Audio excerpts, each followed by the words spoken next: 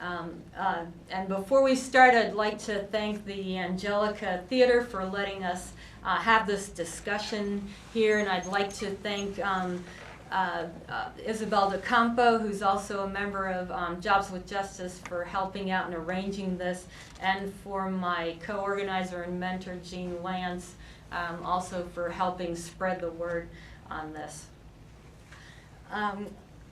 One of the speakers I'd like to introduce is Mark York. And Mark is the new Secretary Treasurer, and as such he's the principal officer of the Dallas AFL-CIO, which is... First I'd like to thank Rosemary and Jobs for Justice for having me come here tonight, and thank you all for coming also. She's correct. I have been with American Airlines for 26 years, and we got to witness firsthand truly what we saw tonight, what corporate greed is really all about. They came to us a few years back and said that they were going bankrupt. If we didn't give 30% of our wages up, that would be without a job. And just like anybody in this room, you know, we built that company. We love our job. We love what they do. It's our career, and we gladly gave. Only to find out that the top 1% was splitting over $100 million in corporate bonuses. And they were able to get their bonuses, and they were pointed out here in the movie, not on how well you did, but if you finished better than the other competitor.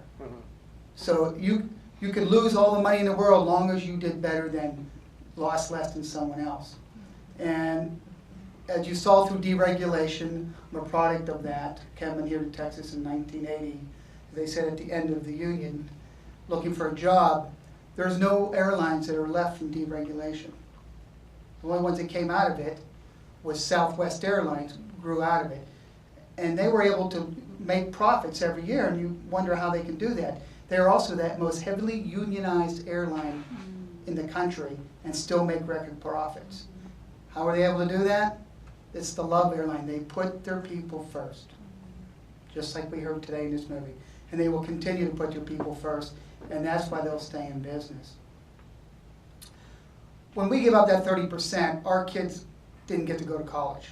Nobody was saving 30%. Divorces went through the roof.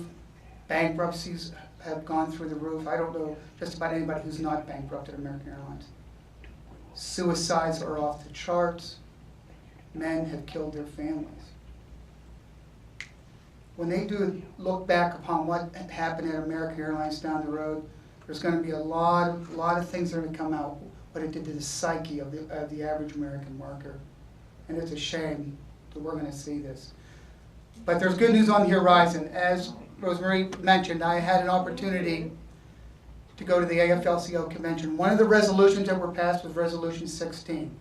It's laying out the foundation and the groundwork to bring in all the parties to the table. In the old days, the only way you were part of the union was you had to be pay into the union. Well, they've found out that our union numbers have shrunk, and so has the middle class.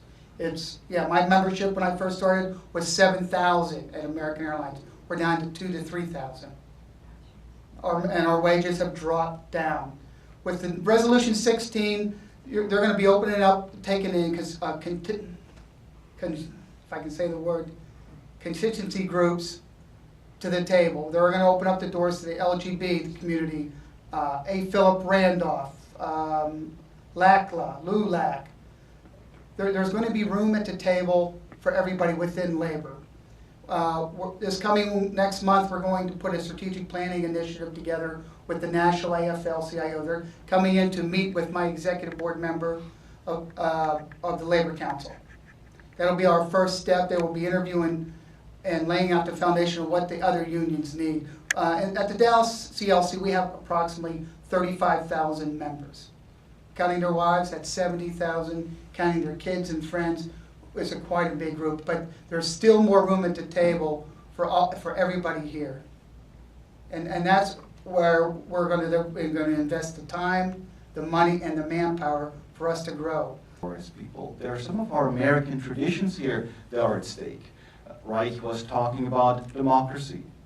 Do we believe in democracy? Well, and if we do, then we might actually have to do something about it. We might have to organize to reclaim some of this power which is ours. To help out. And going forward, I just hope that we all can step up and there is power in unity. That's the key. They cannot spend us, but they cannot door knock us. They can't outdrive the signs. We're the muscle in the community. We're the Christians and the Muslims, and we're the PTA and the soccer moms, and they can't get around that. And as long as we keep doing the next right thing, I know that we're going to turn Dallas around, and we're going to do some great, great things here. Thank you.